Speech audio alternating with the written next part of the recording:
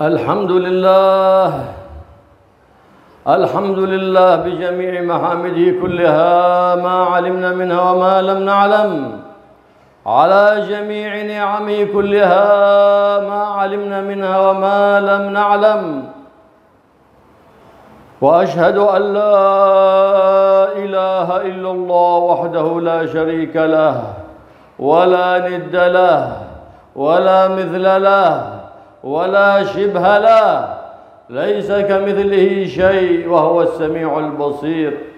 وأشهد أن سيدنا ومولانا محمدًا عبده ورسوله وصفيه وحبيبه، أرسله للخلق كافة،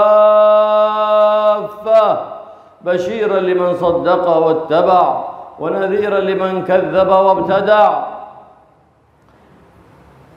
اللهم صل وسلم على سيدنا ومولانا محمد، صاحب التاج والمعراج والبراق والعلم، دافع البلاء والوباء والمرض والألم، جسمه طاهر مطهر معطر منور، من اسمه مكتوب مرفوع موضوع على اللوح والقلم، شمس الضحى بدر الدجى نور الهدى مصباح الظلم، أبي القاسم سيد الكونين وشفيع الثقلين، محبوب عند رب المشرقين والمغربين.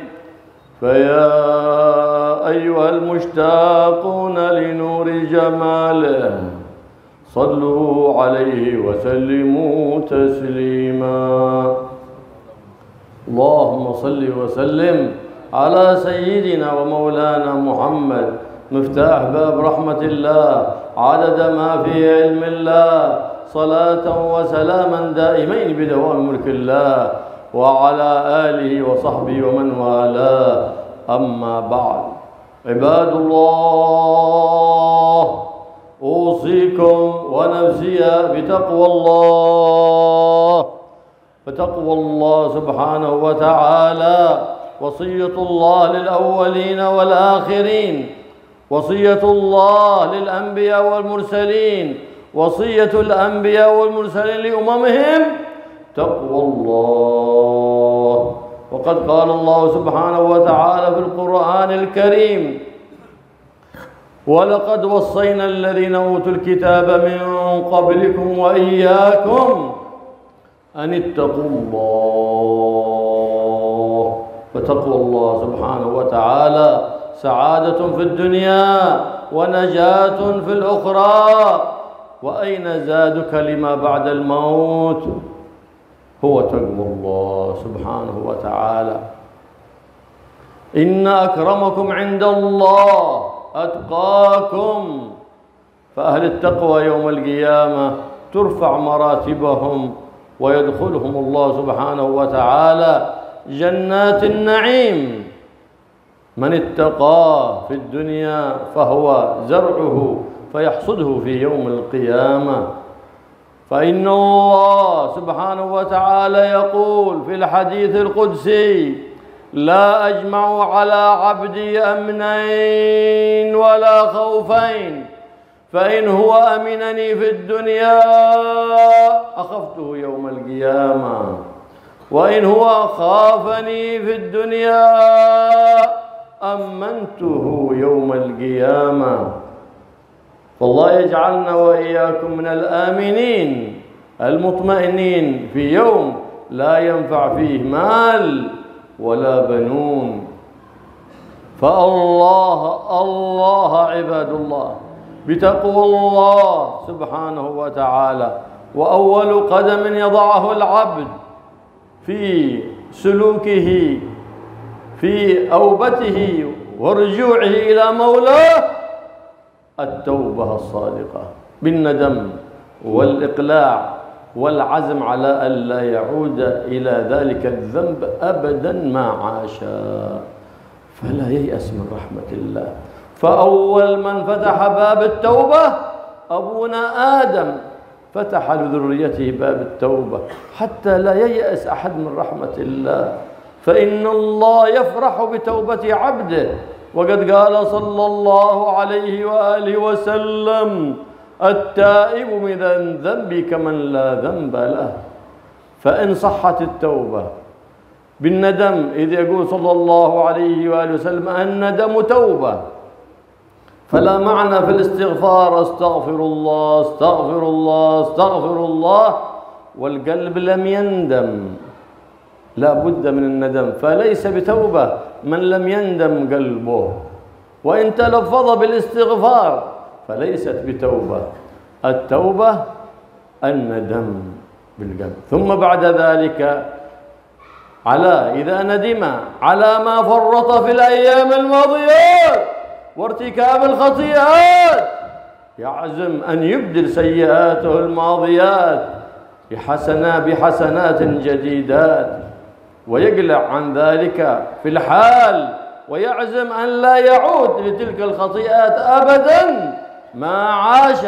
فهذه توبة النصوح، هذه توبة إلى الله. فإن تعلق الذنب بحق الآدمي فلا بد من تبرئة للذمم، فلا بد أن تطلب العفو والمسامحة ممن أخطأت عليه، وإذا كان مالا ترد للمال لصاحبه، وإن كان العفو والمسامحة ممن أسأت إليه. وينبغي إذا جاءك أخوك معتذرا أن تقبل عذره حتى تكون عونا له على الشيطان، فإنك إن لم تقبل عذره كنت عونا للشيطان على أخيك.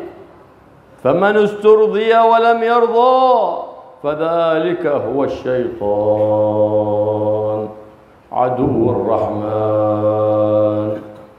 فإذا أردت أن تكسر ظهر الشيطان فعد إلى الله عندما تحصل منك زلة. إن الذين اتقوا إذا مسهم طائف من الشيطان تذكروا فإذا هم مبصرون. ندموا على ما وقع، على ما خطر في قلوبهم، على ما وقع من إساءة، فندموا ورجعوا وتابوا إلى الله سبحانه وتعالى. كلنا أهل ذنب وكلنا أهل خطيئة، كما قال صلى الله عليه وآله وسلم: كلكم خطاء وخير الخطائين التوابون. فالله سبحانه وتعالى يفرح بالذنب، يقول: عبدي علم أن له ربا يغفر الذنب ويأخذ به، عبدي قد غفرت لك. فإن هو استقام على التوبة وثبت الإيمان في قلبه واستقام على الأعمال الصالحات فذاك هو الذي يبدل الله سيئاته إلى حسنات، كما قال سبحانه وتعالى في القرآن العظيم: إلا من تاب وآمن وعمل عملا صالحا أولئك يبدل الله سيئاتهم حسنات. فهذا فضل عظيم من رب البريات. فمهما أذنبت ووقع منك من الخطيئات فلا تيأس من رحمة رب البريات. بهذا أمرنا سيد السادات محبوب رب البريات محمد صلى الله عليه وآله وصحبه وسلم. فإن الإنسان إذا وقع في شيء من الزلات والخطيئات إن هو تاب وندم وأحسن في الأيام الآتيات غفر الله له ما مضى وغفر الله له ما هو آت. وإن هو لم يحسن في الأيام الآتيات حاسبه الله على ما مضى وما هو آت. فارجعوا لله رب البريات سبحانه وتعالى. فإن العبد في هذه الدار دار الامتحان، دار البلاء، دار حشوها الفتن، دار حشوها المحن.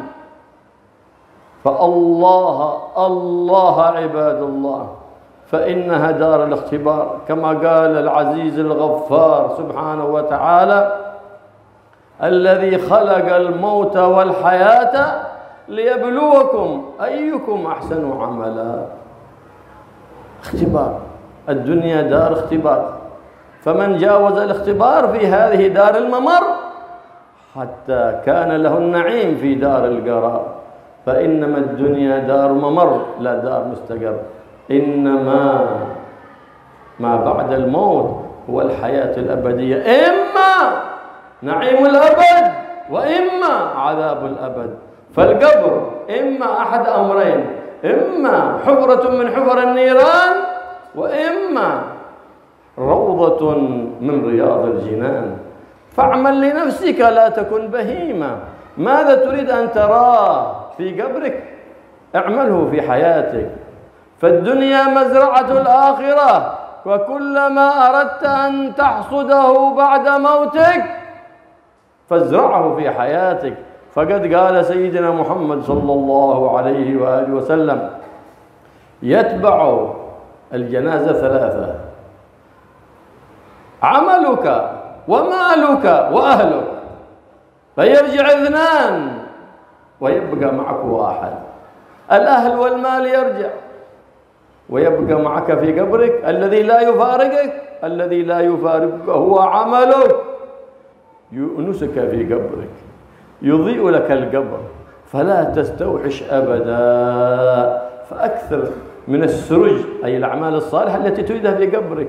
تريد سرج في قبرك، تريد الهواء الطيب، تريد الفرش الجميل في قبرك، اعمله في حياتك وهيئ زادك في حياتك لسفر طويل، لسفر طويل ما تدري ماذا يكون بعد ذلك. ولكن الإنسان كما قال سيد الإنس والجان محمد، قال: يموت المرء على ما عاش عليه. فتعرف هل هو حسن خاتمة أم لا؟ ماذا يفعل في حياته؟ حسن خاتمة لا، يموت على ما عاش عليه. إن مات على الخير، إن ما كانت حياته مضاها في فعل الخير يموت على حسن الخاتمة، وإن مضاها في فعل الشر يموت على سوء الخاتمة والعياذ بالله. ويبعث على ما مات عليه. وقد وصف الله سبحانه وتعالى جنس الإنسان بالخسار والوبار، واستثنى منهم الذين آمنوا واستقاموا على الإيمان. هؤلاء ليسوا من أهل الخسار،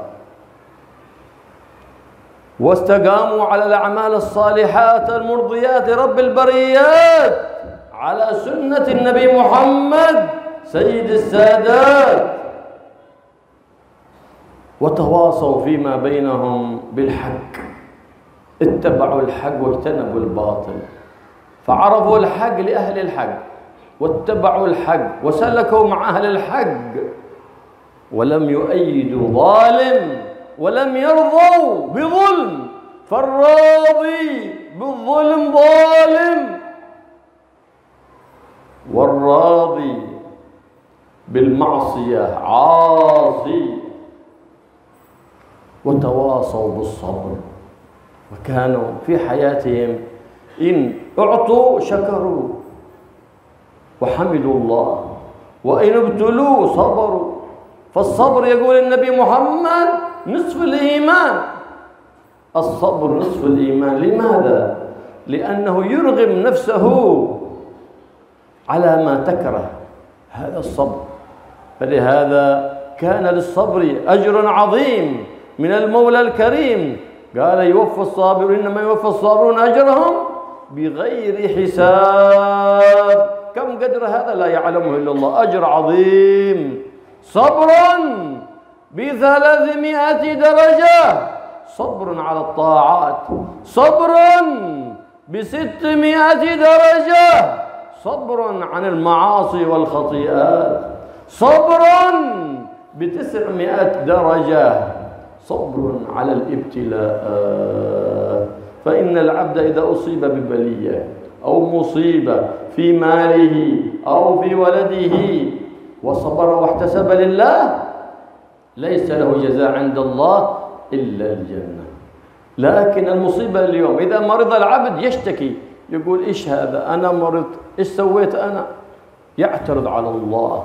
فمن اعترض على الله ولم يستسلم لقدر الله طالت مصيبته، طالت مصيبته. فأنت السبب الذي أطلت زمن المصيبة. ولو استسلمت لقضاء الله وقدره وقلت الحمد لله، الحمد لله على كل حال، اللهم أجرني في مصيبتي واخلف لي خيرا منها، إنا لله وإنا إليه راجعون، أبدلك الله خير مما مضى، خير مما فات عليك، كما أخبر بذلك النبي محمد صلى الله عليه وآله وسلم. فالصبر مر في المذاق، لكن عاقبة الصبر أحلى من العسل، أحلى من العسل. فلهذا كان الصبر له شأن عظيم وأجر فخيم من المولى الكريم. بماذا أخبرنا النبي محمد الرؤوف الرحيم؟ وقد قال الله سبحانه وتعالى في القرآن الكريم: فإذا قرئ القرآن فاستمعوا له وأنصتوا لعلكم ترحمون. وقال سبحانه وتعالى: فإذا قرأت القرآن فاستعذ بالله من الشيطان الرجيم. أعوذ بالله من الشيطان الرجيم. بسم الله الرحمن الرحيم. والعصر إن الإنسان لفي خسر إلا الذين آمنوا وعملوا الصالحات وتواصوا بالحق وتواصوا بالصبر. بارك الله لي ولكم القرآن العظيم ونفعني إياكم بالآيات والذكر الحكيم. أقول قولي هذا وأستغفر الله العظيم لي ولكم فاستغفروه إنه هو الغفور الرحيم. اللهم صل وسلم وزد وأنعم وتفضل وبارك لجلالك وكمالك على سيد عبادك وأشرف عبادك أسعد العرب والعجم وإمام طيبة والحرم لترجمان لسان أهوال الكلام ومنبع العلم والحلم والحكمة والحكم أبي القاسم سيدنا ومولانا محمد. الحمد لله. ورضي الله تبارك وتعالى عن كل الصحابة رسول الله أجمعين. الحمد لله حمدا يوافي نعمه ويكافئ مزيدا. يا ربنا لك الحمد كما ينبغي لجلال وجهك وعظيم سلطانك. سبحانك لا نحصي ثناء عليك، أنت كما أثنيت على نفسك. وأشهد أن لا إله إلا الله الواحد الأحد الفرد الصمد الذي لم يلد ولم يولد ولم يكن له كفوا أحد. وأشهد أن سيدنا ومولانا محمدًا عبده ورسوله وصفيه وحبيبه، الحبيب المحبوب الذي تتعشقه الأرواح وتحن إليه القلوب المؤمنة. اللهم صل وسلم على سيدنا ومولانا محمد نور الأنوار وترياق الأغيار ومفتاح باب اليسار.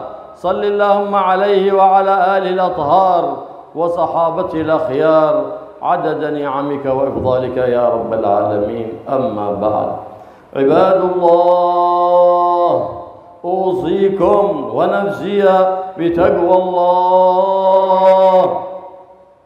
فتقوى الله سبحانه وتعالى أن تبتعد عن كل ما يسخط الله في ظاهرك وفي باطنك. كما تطهر ظاهرك من الأدناس تطهر باطنك من الأرجاس، من كل صفة يبغضها الله، من الحقد والحسد، من الكبر والرياء والعجب، من البغضاء والشحناء، فإن هذه صفات تحلق الدين كما يحلق الموس الشعر، كما أخبر بذلك النبي محمد صلى الله عليه وآله وسلم. فإن الله لا ينظر إلى الصور والأعمال كما قال النبي محمد، ولكن ينظر إلى القلوب. فطهروا قلوبكم وتعاملوا مع إخوانكم المسلمين بالمحبة والمودة، فإن دين الإسلام هو دين المحبة والمودة والأمان والاطمئنان. فلا إيمان لمن لا محبة له. محبة لله، محبة لحبيب الله ومصطفاه، محبة لآل بيت النبي محمد الذي أمرنا الله بها بنص القرآن، ومحبة لأصحاب النبي محمد، ومحبة لكل المسلمين. فقد قال صلى الله عليه وآله وصحبه وسلم: لا يؤمن أحدكم حتى يحب لأخيه ما يحب لنفسه. وقال صلى الله عليه وآله وسلم: من لم يهتم بأمر المسلمين فليس منهم. فكيف تهتم بأمر المسلمين؟ بأن تصبح بعد صلاة الصبح تنظر في المجلات أو في الجرائد أو في الإنترنت حتى تتعلم الفضول؟ هذا من الفضول. لكن إن لم تستطع أن تساعدهم بمالك أو حالك، فلا أقل أن تساعدهم بدعائك، وأن تتصدق الصدقات وتذبح الذبائح وتفرقها بنية رفع البليات عن إخوانك المسلمين في غزة أو في فلسطين أو في سائر بلاد الإسلام والمسلمين. إذا بلغتك مصيبة، فمن لم يحزن بمصيبة المسلمين فليس من أهل الإسلام، وإنما هو من أهل النفاق إذا فرح بمصيبة أصابت أهل الإسلام. فإن المؤمن يحزن سواء كان في بلادك أو في خارج بلادك. فليس هناك إسلام إندونيسيا، وليس هناك إسلام يمن، ولا إسلام فلسطين، ولا إسلام مصر، ولا الشام، ولا العراق. إسلام اسمه إسلام محمد.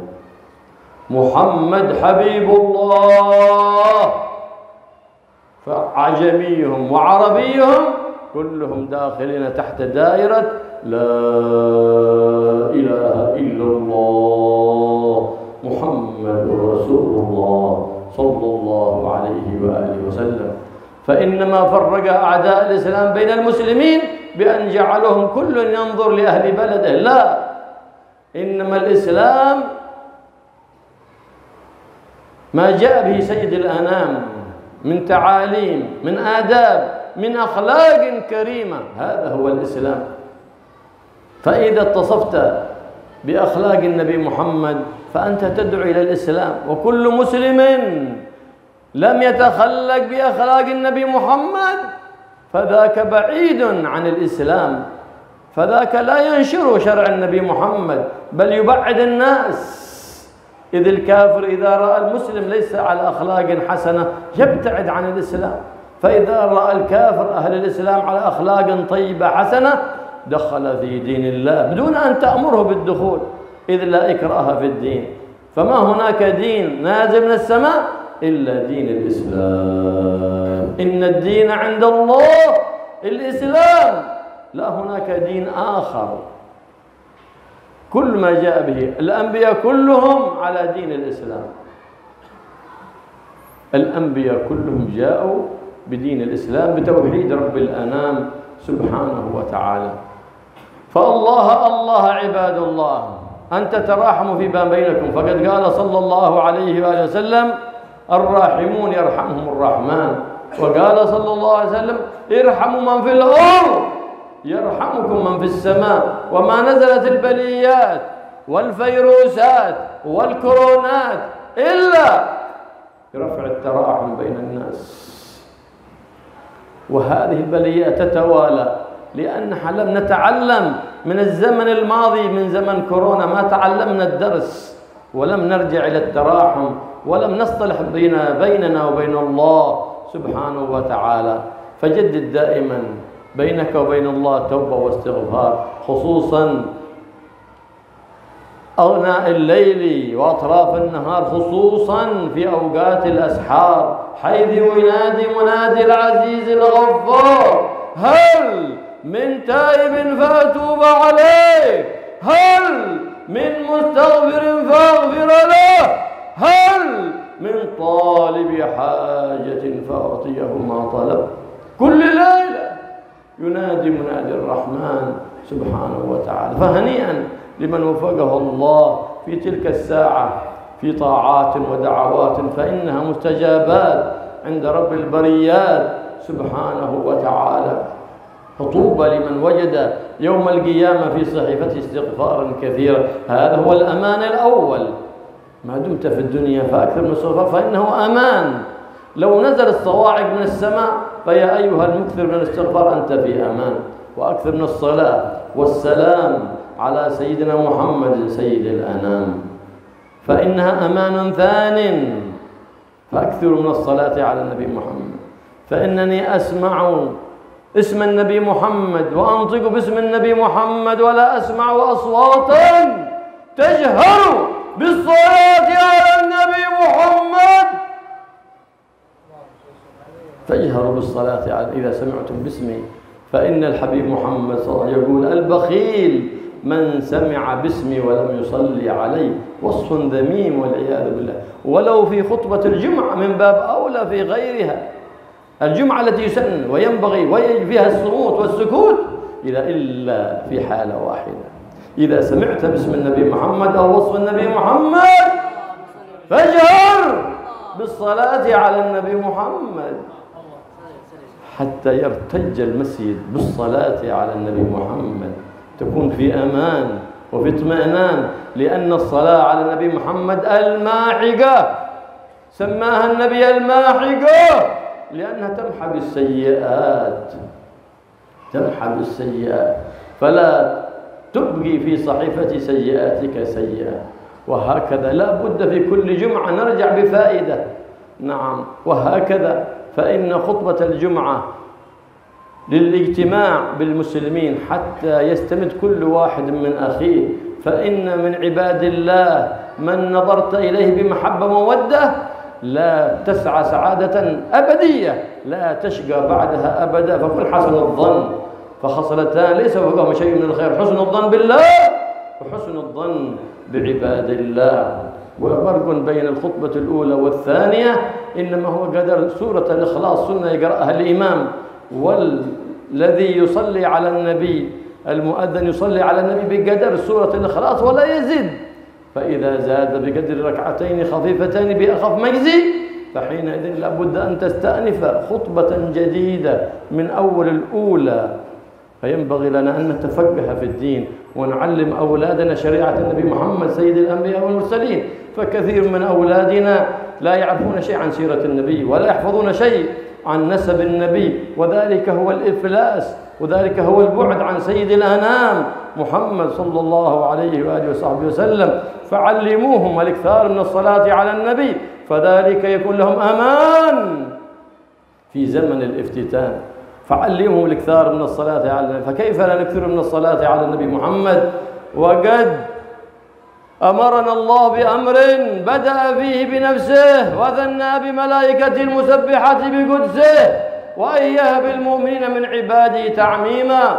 فقال سبحانه وتعالى مخبرا وآمرا تكريما: إن الله وملائكته يصلون على النبي يا أيها الذين آمنوا صلوا عليه وسلموا تسليما.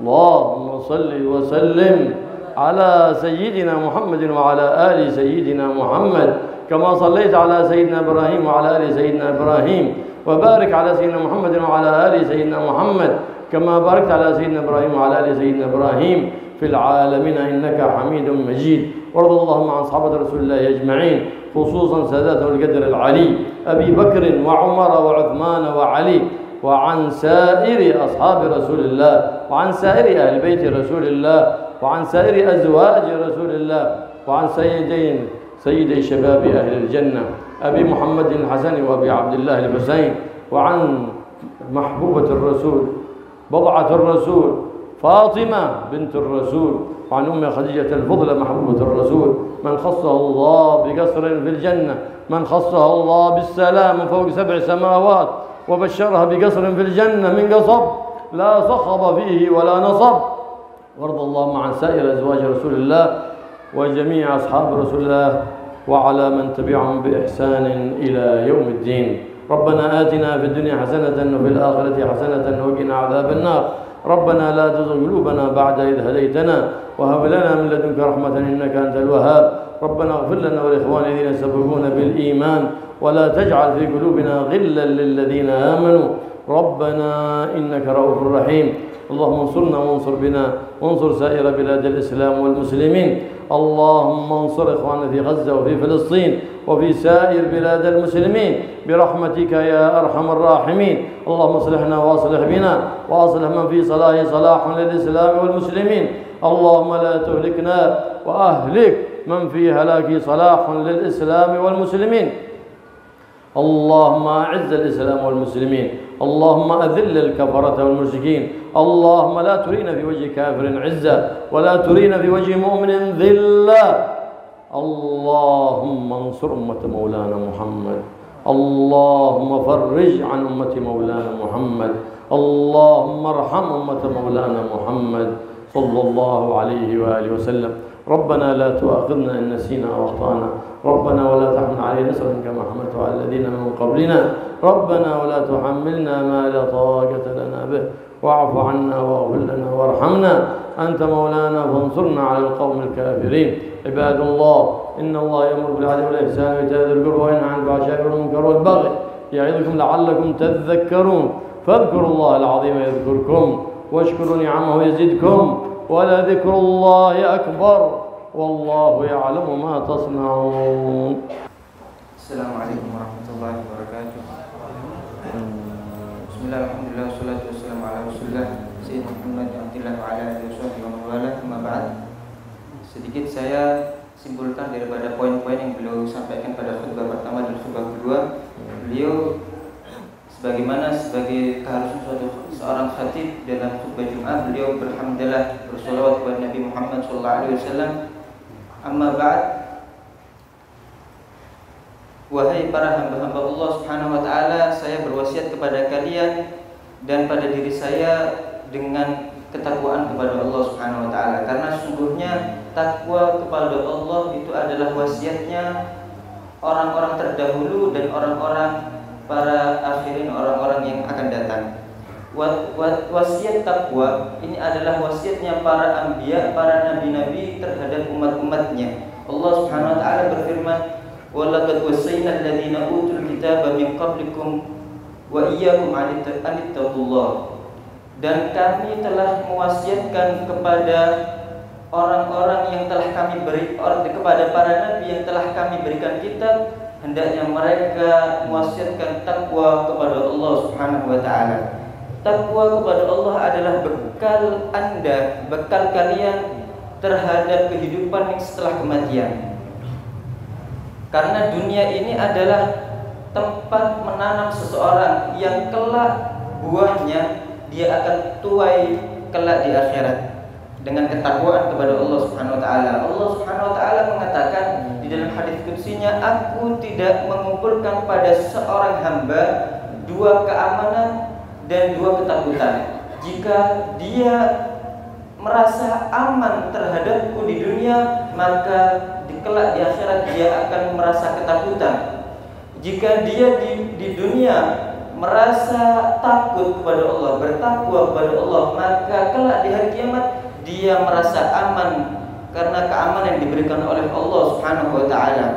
Dan langkah pertama seorang hamba yang ingin suluk untuk berjalan di jalan menggapai keridhaan kepada Allah Subhanahu wa taala adalah taubat, yaitu dengan menyesal atas apa yang dilakukan daripada dosa dan dia menghentikan maksiatnya tadi, kemudian dia bertekad kuat untuk tidak kembali kepada kemaksiatannya tadi. Dan Sayyidina Adam, Nabi Adam adalah orang yang pertama kali membukakan pintu taubat dari Allah Subhanahu wa taala, karena beliau orang yang pertama kali bertaubat. Agar setiap dari kita tidak berputus asa dari Allah Subhanahu wa taala, dari rahmat Allah ketika setiap daripada kita memiliki kesalahan. Jika kita memiliki kesalahan, kita hendaknya kita segera bertobat kepada Allah Subhanahu wa taala dan tidak berputus asa dari rahmatnya. Karena sungguhnya Allah sangat senang dengan taubatnya seorang hamba. Nabi sallallahu alaihi wasallam bersabda, "At-taibu minadz-dzambi kaman la dzambalah." Orang yang bertobat dari dosanya, dia seperti tidak memiliki dosa sama sekali. Dan Nabi sallallahu alaihi wasallam bersabda pula menerangkan tentang komponen yang terpenting di dalam bertobat. Beliau mengatakan an-nadamu at-taubah. Penyesalan itulah taubat. Tatkala seorang tadi menyesali apa yang telah dilakukan daripada perbuatan maksiat yang dia lakukan, dan dia tidak bertekad kuat untuk tidak mengulanginya di masa yang akan datang. Bukan hanya sekedar istighfar, bukan hanya sekedar mengucapkan istighfar, akan tapi dia tidak memiliki penyesalan dalam hati. Itu percuma. Dia bertekad kuat di dalam hatinya untuk merubah keadaannya yang lalu yang jelek, kejelekan-kejelekan yang telah dia lakukan, dia rubah dengan kebaikan-kebaikan yang baru yang akan dia lakukan di masa yang akan datang. Dan dia bertekad kuat tidak mengulangi dosa yang dia perbuat selama-lamanya semasa umur hidupnya.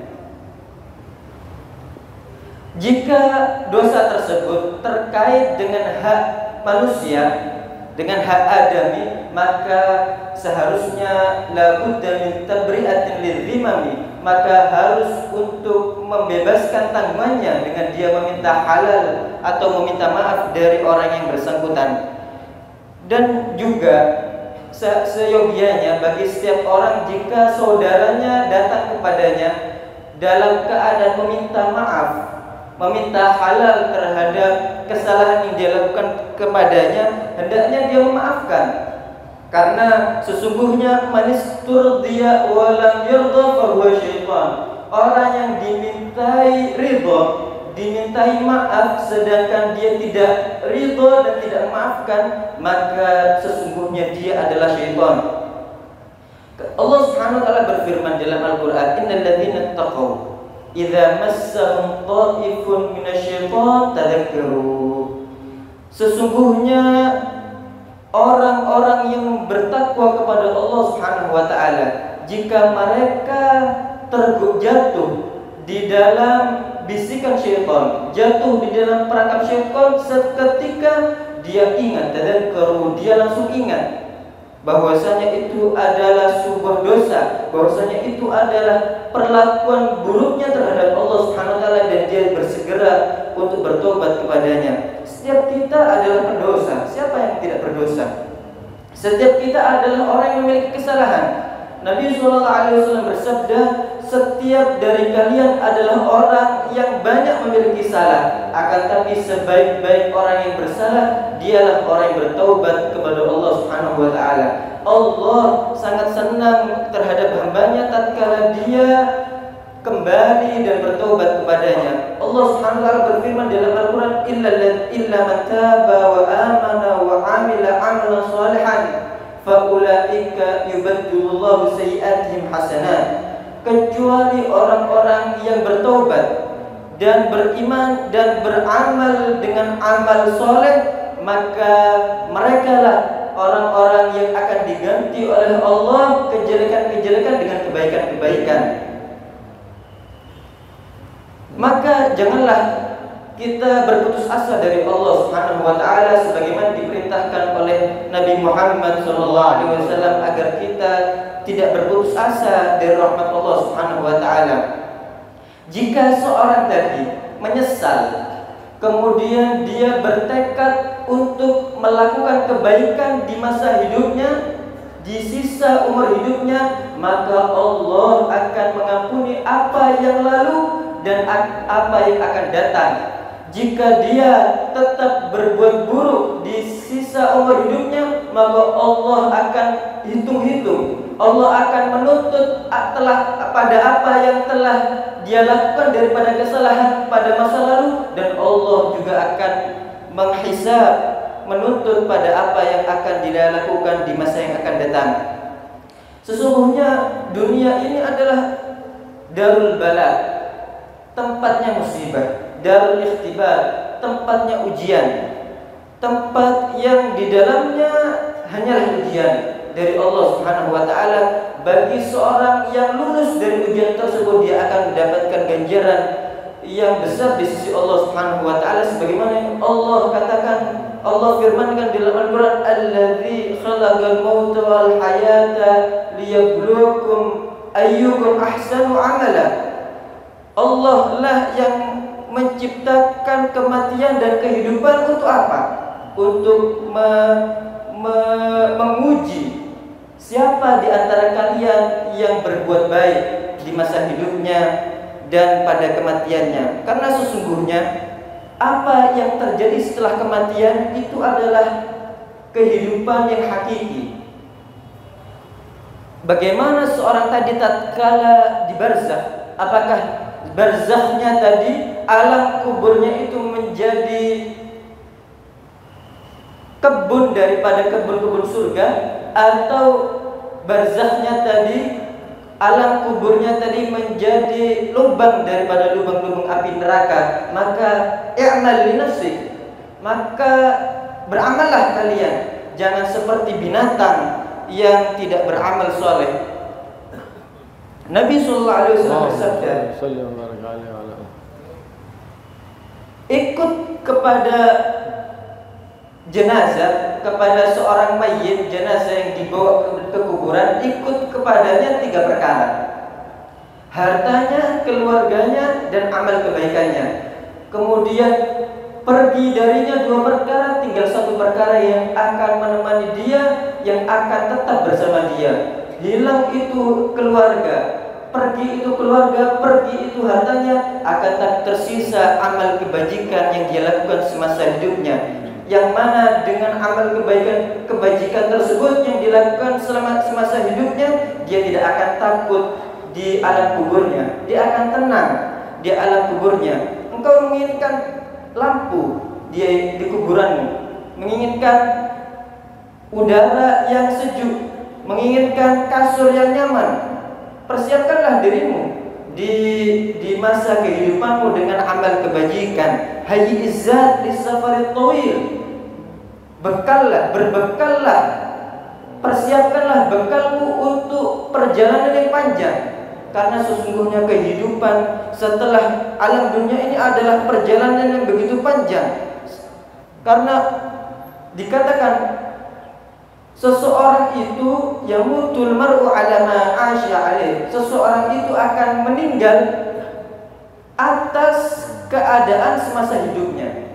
Bagaimana? Dia terbiasa melakukan kebaikan, dia selalu beramal taat, maka insya Allah kematiannya akan dalam keadaan yang baik. Akan tapi sebaliknya, jika dia lalui hidupnya dengan kejelekan, dengan bermaksiat kepada Allah Subhanahu wa taala, sesungguhnya seseorang akan meninggal pada keadaan sesuai apa yang dijalaninya seumur hidupnya, dan seseorang akan dibangkitkan dari alam kubur sesuai keadaan dia meninggalnya dia tersebut. Allah Subhanahu wa taala telah mensifatkan manusia dengan kerugian, kecuali bagi mereka orang-orang yang beriman dan orang-orang yang beramal soleh, dan mereka yang saling berwasiat kesabaran dan berwasiat kebenaran. Illal ladzina amanu wa 'amilus solihati wa tawassaw bil haqqi wa tawassaw bis sabr. Allah Subhanahu wa taala mensifatkan jenis manusia dengan kerugian, kecuali mereka orang-orang yang beriman dan beramal soleh, dan mereka yang saling berwasiat kebenaran, dan mereka yang saling berwasiat dengan kesabaran. Ketahuilah kebenaran dan jalanlah di dalam kebenaran tersebut kepada Allah Subhanahu wa taala. Dan yang kedua, sabar dengan 600 derajat, yaitu tatkala seorang sabar untuk tidak bermaksiat kepada Allah Subhanahu wa taala. Dan tingkatan yang ketiga yaitu sabar dengan 900 derajat, yaitu bersabar tatkala seseorang tadi mendapatkan musibah dari Allah Subhanahu wa taala. Hendaknya tatkala seorang tadi mendapatkan musibah dia bersabar. Bukannya malah dia mengeluh. Kenapa saya sakit? Kenapa saya tertimpa musibah? Yang ada hanyalah protes terhadap ketentuan Allah Subhanahu wa taala.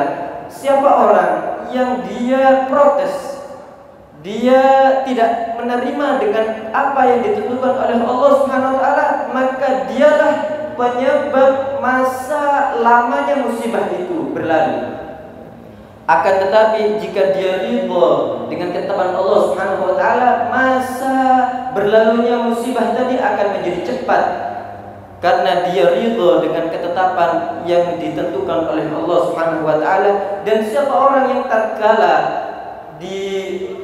ditimpakan kepadanya musibah kemudian dia mengatakan alhamdulillah, inna lillahi wa inna ilaihi raji'un, alhamdulillah, Allahumma ajirni fi musibati wa akhlif li khairan minha.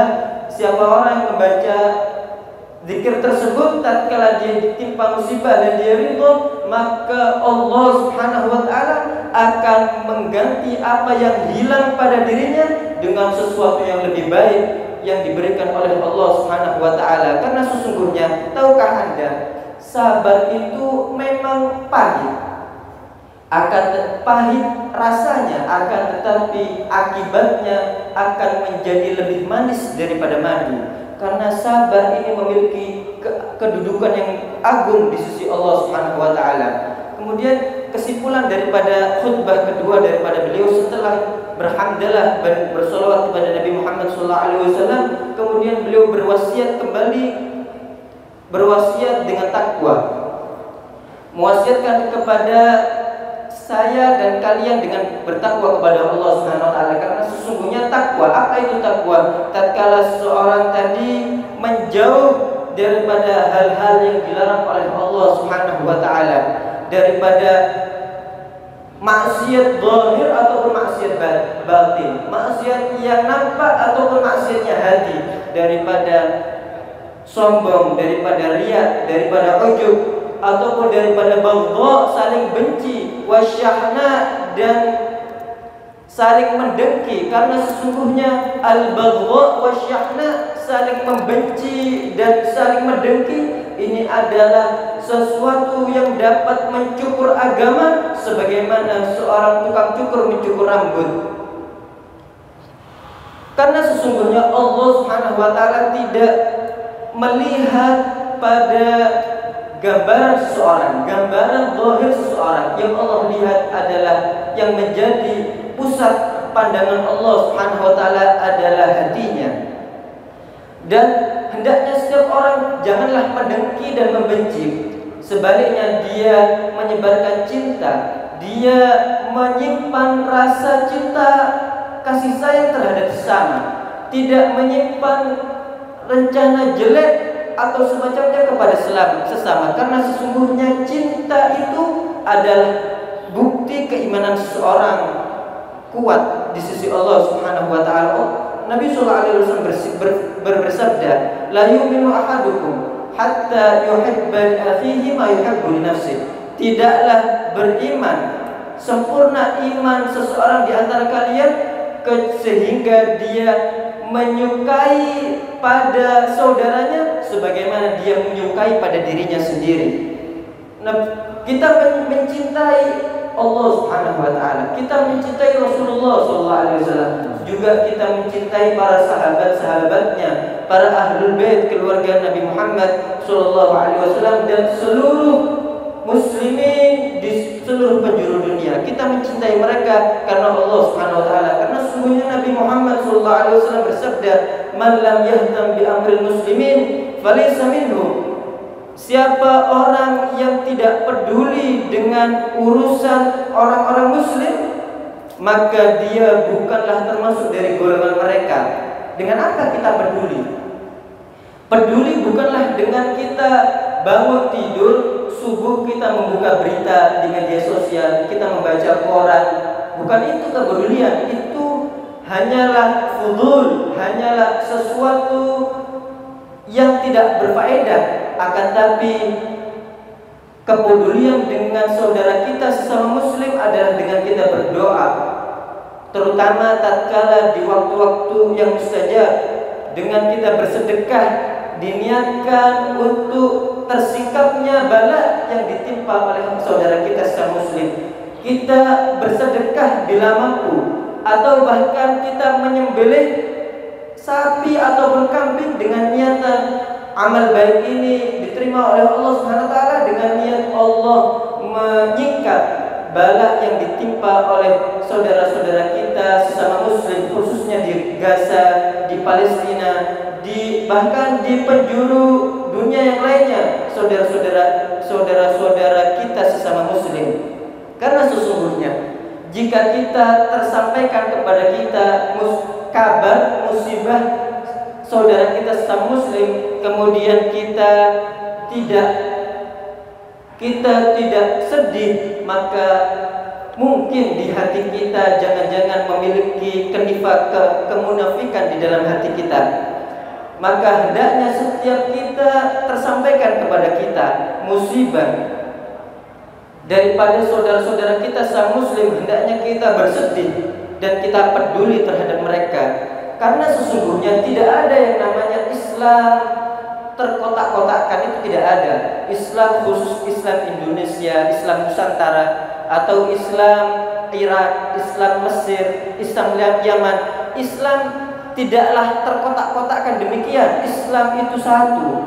Islam itu namanya Nabi Muhammad SAW. Tatkala seseorang tadi di bawah bendera La ilaha illallah Muhammad Rasulullah SAW, itu adalah saudara kita sesama muslim. Bukan seperti yang diajarkan oleh musuh-musuh kita, yang dibuat oleh musuh-musuh Islam, sebagaimana setiap muslim hanya melihat terhadap negaranya sendiri. Itu adalah rencana daripada rencana musuh-musuh orang-orang Islam. Karena sesungguhnya setiap muslim yang tidak berakhlak dengan akhlak Islam, akhlaknya Nabi Muhammad SAW, maka pada hakikatnya dia jauh daripada Islam, dia jauh daripada Nabi Muhammad SAW.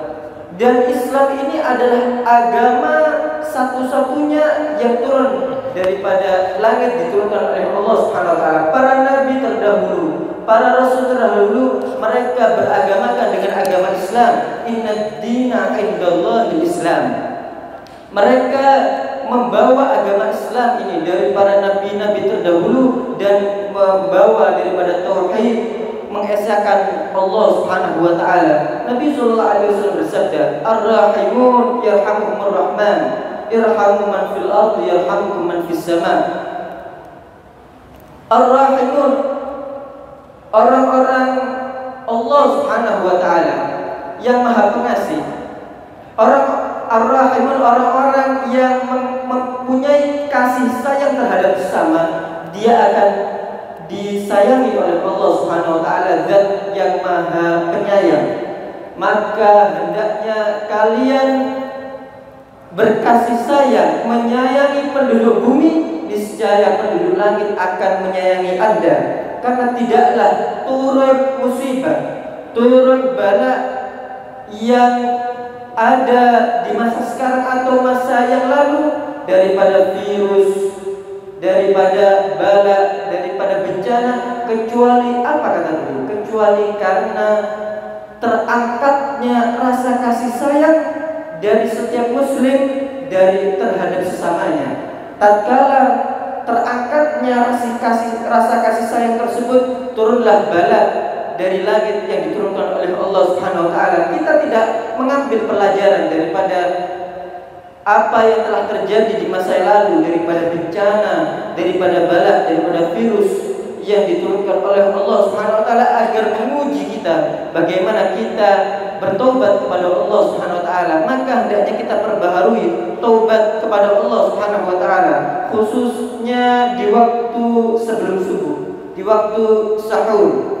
Karena sesungguhnya pada waktu tersebut, pada penghujung malam, Allah Subhanahu wa taala menyerukan kepada para hambanya, hal min mustaghfir, apakah ada gerangan orang yang meminta ampun, maka aku akan ampuni dia. Apakah ada orang yang ingin bertobat, maka aku akan terima tobatnya. Apakah ada orang yang ingin hajatnya dikabulkan, niscaya aku akan kabulkan oleh Allah Subhanahu wa taala. Setiap malam seruan-seruan ini terus ada. Maka beruntunglah bagi orang yang diberikan taufik oleh Allah Subhanahu wa taala untuk bangun di waktu tersebut dan bertaubat, beristighfar dan meminta hajatnya kepada Allah Subhanahu wa taala. Karena sesungguhnya Nabi sallallahu alaihi wasallam bersabda, tuba liman wajada fi sahifatihi al-istighfar. Istighfaran katsira.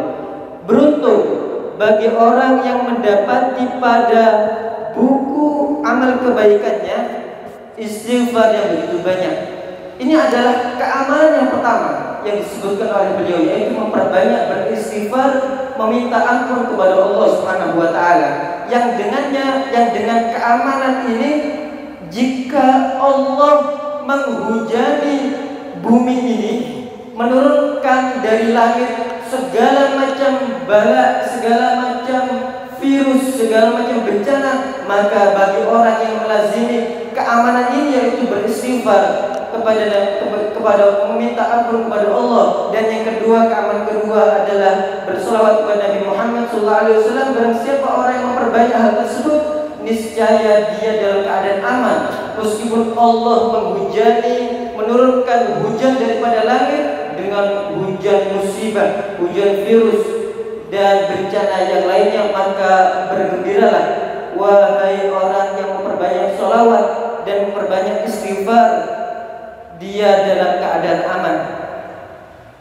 Dan hendaknya kita tatkala bersolawat kepada Nabi, tatkala kita mendengar nama Nabi, hendaknya kita bersolawat kepada Nabi Muhammad SAW. Setiap kali kita mendengar nama Nabi, kita bersolawat kepada beliau Sallallahu Alaihi Wasallam. Karena kata beliau tadi dalam semuanya, beliau mengatakan, saya mendengar penyebutan nama Nabi Muhammad, akan tapi tidak ada yang mengangkat suaranya untuk bersolat kepada Nabi Muhammad SAW. Sayangnya, karena tatkala disebutkan nama Nabi Muhammad, seharusnya kita wajib untuk bersolawat kepada Nabi Muhammad. Bahkan kita dianjurkan untuk mengangkat suara bersolawat kepada Nabi Muhammad SAW, meskipun itu pada khutbah Jumat. Khutbah Jumat yang identik dengan diam, yang notabene di dalamnya adalah diam semuanya, akan tapi tetap kecuali pada satu keadaan, yaitu tatkala dia mendengar nama Nabi Muhammad SAW disebut, maka hendaknya dia bersolawat kepada Nabi Muhammad SAW. Bahkan seharusnya masjid itu bergemuruh dengan menjawab salawat kepada Nabi Muhammad SAW. Maka kita hendaknya tatkala kita menghadiri Jumat, kita kembali dengan faedah. Setiap kali kita menghadiri Jumat, kita kembali dengan membawa faedah. Karena termasuk daripada faedah kita menghadiri Jumat, sesungguhnya terdapat di situ orang-orang pilihan Allah Subhanahu wa taala, orang-orang kekasih Allah yang hadir di situ. Yang mana apabila kita melihat orang tersebut, maka kita tidak mungkin celaka selama-lamanya. Dengan apa kita mengetahui orang tersebut? Dengan kita berhusnudzon, dengan kita berprasangka baik kepada Allah Subhanahu wa taala dan berprasangka baik kepada hamba-hambanya. Karena sesungguhnya tidak ada dua perkara, tidak ada yang lebih baik daripada dua perkara tersebut, yaitu berprasangka baik kepada Allah dan berprasangka baik kepada hamba Allah. Kemudian beliau menegur tadi, seharusnya dari khutbah pertama dan khutbah kedua tidaklah dipisah dengan masa yang lama. Karena jika dipisah dengan masa waktu yang lama akan memutuskan khutbah. Jika khutbahnya terputus, maka wajib untuk diulang dari awal rukun-rukun dan syarat-syarat khutbahnya tadi. Maka hendaknya pisah antara waktu yang dipisah antara khutbah pertama dan khutbah kedua hendaknya dengan kadar seorang membaca ikhlas. Karena jika diperpanjang sampai melebihi 2 rakaat, masa yang bisa digunakan untuk melakukan 2 rakaat dengan dilakukan yang wajibnya saja, maka akan terputus khutbahnya. Jika itu terjadi, maka khutbahnya tidak sah, harus diulang dari awal.